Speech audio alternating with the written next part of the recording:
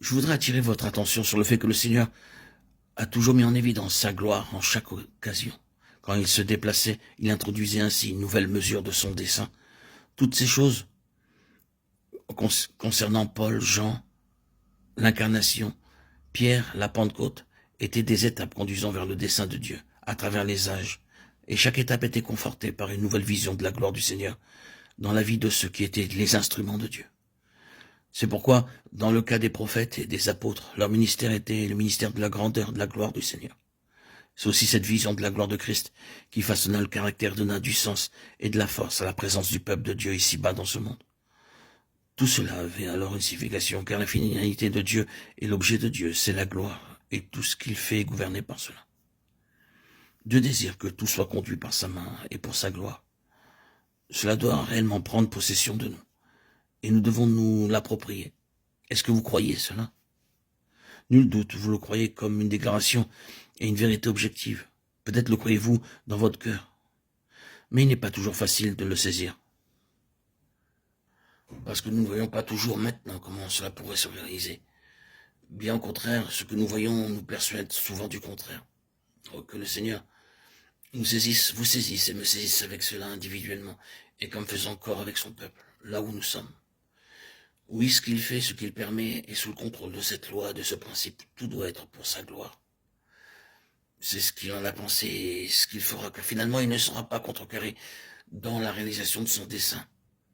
Il est vrai qu'en considérant les prophéties d'Ézéchiel, nous voyons suffisamment de choses qui semblent contredire cette gloire. Mais vous ne pouvez pas ignorer le fait que cette gloire fut révélée dès le premier chapitre. Certes, elle ne se trouve qu'à la fin, si bien que vous devez vous frayer un chemin à travers tous ces récits de jugement et de malheur qui peuvent parfois nous lasser. Mais pour finir, vous lisez que Dieu se manifeste en prenant les choses en main. Il nous a été dit que dès le commencement, tout était gouverné par la gloire.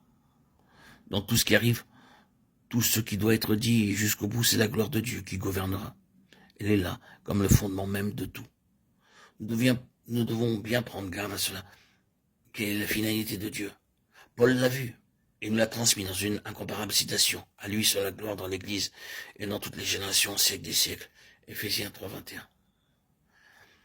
Mais vous ne pouvez pas aller au-delà de cela. C'est la suprême finalité. Dans toutes les générations, siècles des siècles, en Jésus-Christ. Revenons à Ézéchiel, car il y a beaucoup de choses qui peuvent nous permettre de saisir cette préoccupation de Dieu pour sa gloire. Nous pouvons avoir du souci pour la gloire du Seigneur, mais le Seigneur a un bien plus grand souci que nous ne pouvons avoir. Ce livre est un livre qui parle du souci de Dieu pour sa propre gloire. Remarquez combien Ézéchiel est précis au point de citer l'année, le mois, le jour du mois, et même le lieu précis. La parole de l'Éternel fut adressée à Ézéchiel, fils de Bouzi, le sacrificateur, dans le pays des Chaldéens, près du fleuve de Kébar. Et c'est là que la main de l'Éternel fut sur lui. Ézéchiel 1:3. Nous savons où il était quand c'était, et comment c'était.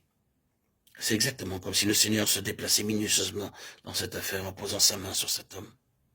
Remarquons qu'il devait y avoir cette main sur lui, car c'était la conséquence d'un complet changement par rapport à sa vocation.